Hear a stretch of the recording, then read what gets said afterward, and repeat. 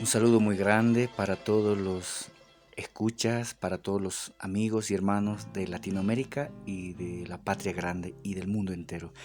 Pues ahora continuamos con la parte número 6 del libro Malcu Julián Tupac Katari, Volveré y seré millones, de el intelectual escritor boliviano Alipio Valencia Vega. En esta ocasión estaremos pues con el apartado La encomienda, la mita y los obrajes. El asentamiento de la sociedad colonial después de la conquista trajo la formación de un nuevo derecho.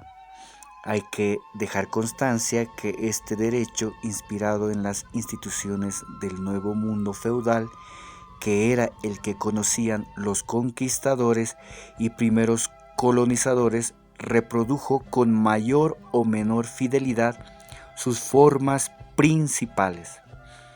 Así, apenas descubierta América, fue el propio almirante Cristóbal Colón quien, al fundar la colonia de la Española en las Antillas, introdujo las primeras formas del feudalismo al crear las encomiendas y los repartimientos.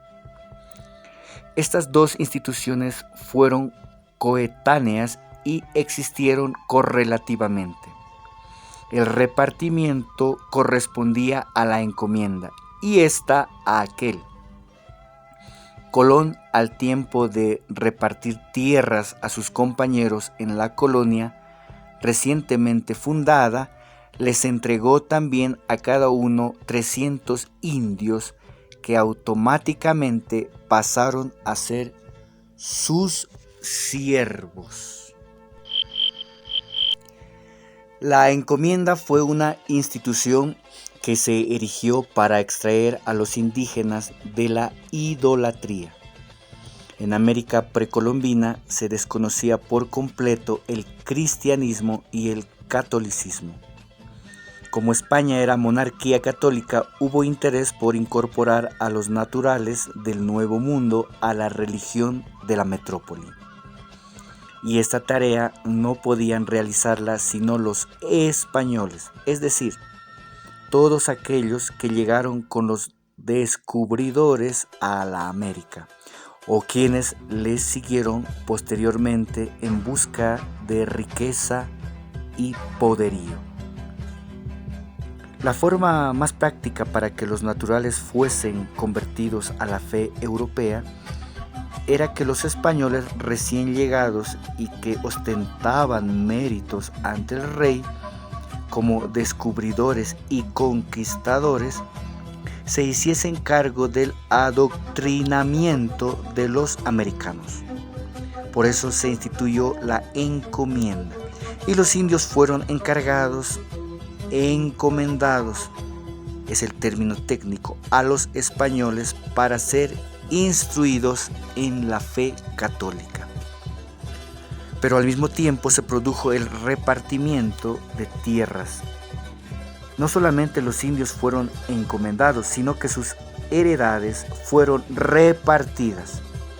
El encomendero no había de realizar gratuitamente su adoctrinamiento, y como el indio era un ser que no tenía suficiente criterio para gobernar su patrimonio, porque le faltaba el elemento básico que es el principio religioso, tenía que aceptar que el encomendero gobernase por él su hacienda. El ser encomendado al ser encomendado, perdió su libertad en beneficio de su encomendero y pasó a ser su siervo. Al ser repartida su tierra, perdió la propiedad de ella y adquirió la calidad de trabajador de la gleba, dentro de una condición de plena servidumbre feudal.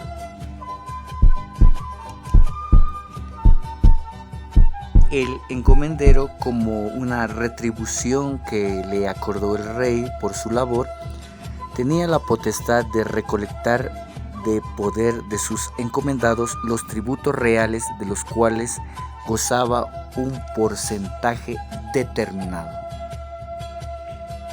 Empero se dispuso que la encomienda debía tener la duración de una vida, o sea, una generación.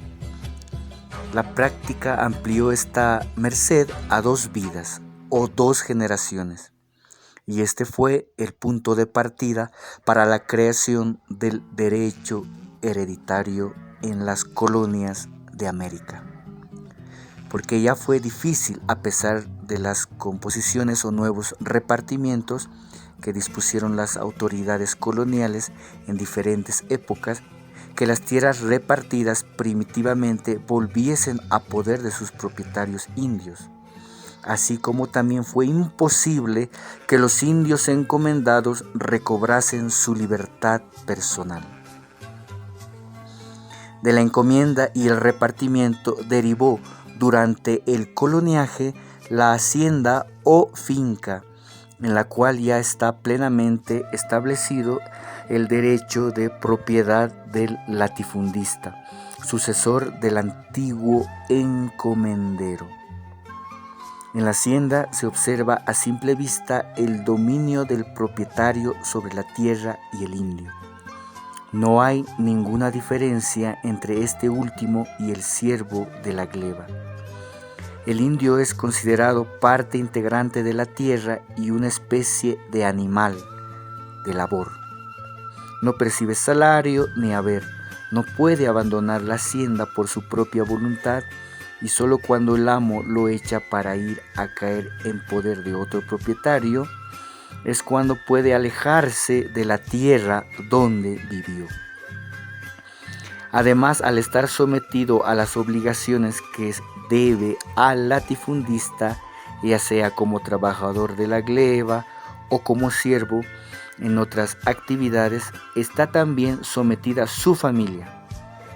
Su esposa e hijos deben, en la misma medida que él, realizar los trabajos netamente agrarios para la hacienda y todos los servicios personales anexos a su condición. Pero en la época de la conquista, la labor de la tierra no solamente era un incentivo capaz de constituir la raíz de una nueva sociedad y una nueva organización. En esos tiempos, las concepciones de la escuela económica del mercantilismo habían invadido los círculos oficiales europeos. No en balde buscaban oro y metales preciosos los descubridores y conquistadores venidos de todos los países occidentales. Lo hacían determinados por la seguridad de que las riquezas públicas y privadas residían en la mayor posesión de oro y plata. Por eso es que en todos los hombres de España que vinieron a América durante el descubrimiento o con posterioridad, se observa una misma pretensión. Todos buscan enriquecerse rápidamente y es grande su contento cuando encuentran durante sus andanzas los metales preciados que los habrían de convertir en hombres ricos y poderosos. Muy pronto en la América se acabaron el oro y la plata de los palacios y templos indígenas y los conquistadores ya no tuvieron qué saquear. Pero al mismo tiempo los relatos y la tradición de los indios les fueron transmitidos en sentido de que toda la inmensa cantidad de esos metales que encontraron ya labrados habían sido extraídos de minas, placeres y lavaderos. Los españoles comenzaron pues a buscar de inmediato las vetas y depósitos que deseaban explotar hasta su completo agotamiento. Fue una época febril. Muchos descubrimientos, exploraciones y expediciones no tuvieron más estímulo que la búsqueda de metales preciosos o el descubrimiento de depósitos naturales que explotar. La leyenda de El Dorado y el Gran Paititi surgió con una fuerza seductora que quizá no ha existido jamás en otras partes ni en otras épocas.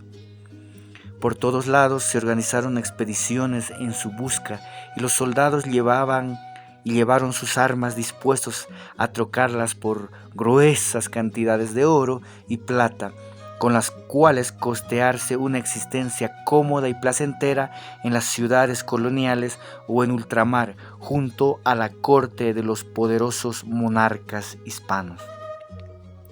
Así también se descubrieron las minas de plata y nació y creció la fama del Potosí colonial, que alimentó durante muchas décadas el Fausto de la Corte Real de Madrid, costeó las aventuras militares y navales de varios reyes españoles y elevó la fortuna fantástica de infinidad de indianos, tanto en América como en España. Pero si la búsqueda de metales preciosos determinó todo esto, indudablemente favorable para monarcas, nobles y aventureros de la península, significó la más cruel esclavitud de los naturales. El trabajo de las minas, en cuya propiedad sustituyó el rey de España a los incas del Perú, exigió el concurso obligatorio de miles de indígenas de toda edad y sexo durante el tiempo de la dominación española. La mita fue descubierta por el arzobispo de Lima, Jerónimo de Loaiza. Este término significaba la realización de un turno para el trabajo, pero en la época incásica los indios cumplían mitas en obras de utilidad social, tales como caminos, puentes, acueductos, fortalezas, templos o residencias públicas.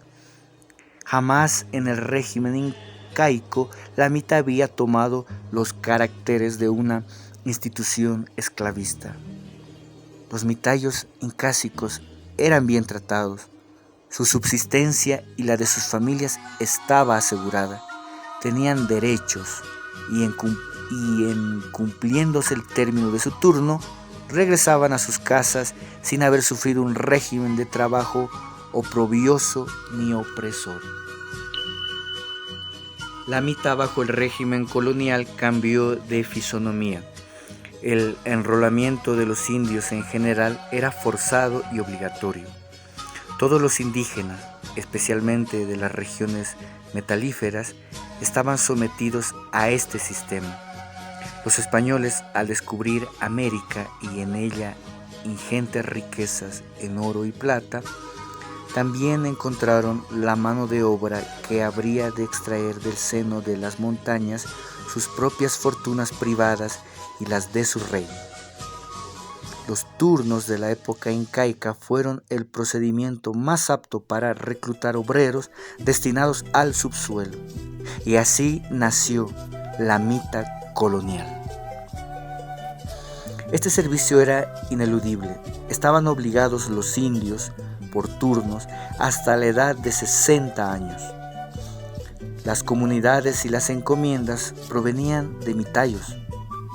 Los encomenderos obtenían ventajas de este comercio porque recibían determinado precio por su mercancía humana.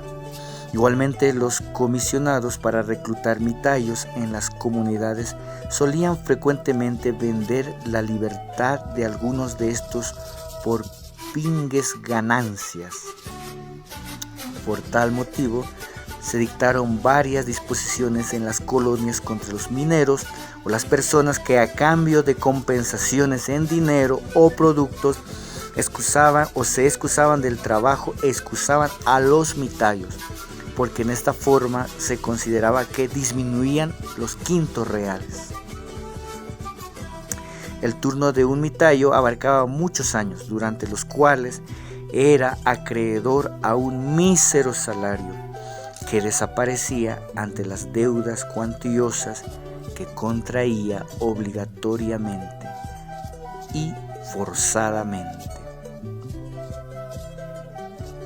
Los mineros, por malos artículos alimenticios, instrumentos de trabajo que el indio debía emplear en la mina que no era suya, por vestidos pésimos u otros utensilios, se hacían acreedores de sumas fabulosas, de tal manera que por lo general el indio no podía dejar el trabajo del subsuelo hasta que enfermaba o moría, uniendo a este triste destino a su esposa e hijos. Por esto es que la despedida se hacía a los mitayos por sus familiares, o sea, esa despedida tenía todos los contornos de un duelo general y amargo. La mita en esta forma y con los procedimientos de tortura y crueldad que empleaban capataces y encargados de las minas para obligarlos a rendir al máximo, significó una enorme despoblación de los territorios habitados por ellos. Al referirse a las mitas de Potosí, Abelardo Villapando dice lo siguiente: solo el laboreo de las minas que tan ingentes riquezas dio a España requería de 40,000 indios al año. Según el historiador nacional Luis Crespo, en un lapso de 250 años, los muertos en las minas se elevaron a la fantástica cifra de 8 millones de indios. Obras de envergadura como la construcción de las lagunas de Potosí, que duró 43 años, requirieron más de 860,000 mitayos.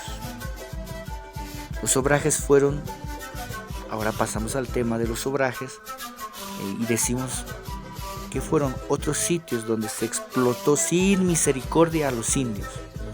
Eran lugares donde se fabricaban generalmente telas llamadas de la tierra. La producción beneficiaba a los españoles propietarios o a los corregidores. Como en la mita, el indio obrajero era nominalmente acreedor a su salario. En la práctica no lo cobraba, pues el dueño o encargado del establecimiento se preocupaba de cargarle en la cuenta al trabajador, o sea, endeudarlo, por los efectos que recibía para su subsistencia. Precios fabulosos que determinaban la permanencia indefinida hasta su muerte. Muerte del indio obrajero. El régimen de trabajo en los obrajes era también durísimo y los encargados de vigilarlo no perdonaban ninguna distracción al indio, ninguna. El de los obrajes era también un servicio obligatorio y el turno que debían hacer los indígenas era teóricamente de 1 año. En la práctica resultaba el obrajero un eterno deudor de su patrón o amo. En los cocales de las regiones de Yungas, del Bajo y Alto Perú, se repitió también la existencia de un régimen de opresión, de explotación y de trabajo forzado para los indios, análogo al de los obrajes, los yungas. Muy bien, queridos amigos, hermanos de la patria grande de Bolivia y del mundo entero, hemos llegado al final de este apartado, de este texto que nos está enseñando un poco más, nos está comentando, nos está retratando lo que fue la historia de nuestros pueblos aymaras, quechuas, en épocas nefastas, ¿no? Realmente hay que decirlo, de las épocas de la colonia. Entonces espero que les sirva de mucho para ir conversando, discutiendo también, porque hay que analizar todo esto para reescribir, releer, expandir lo que fue con nuestros hijos, tíos, nietos, con nuestra sociedad, lo que fue la historia de nuestros abuelos. Creo que es importante porque un pueblo sin historia, pues es un pueblo ciego. Hay que conocer nuestra historia, y en este caso don Alipio Valencia Vega, boliviano, nos da a conocer un poco de la historia de los pueblos aymaras y quechuas. Un abrazo grande desde Bolivia, desde La Paz. Que estén bien y nos vemos los próximos días.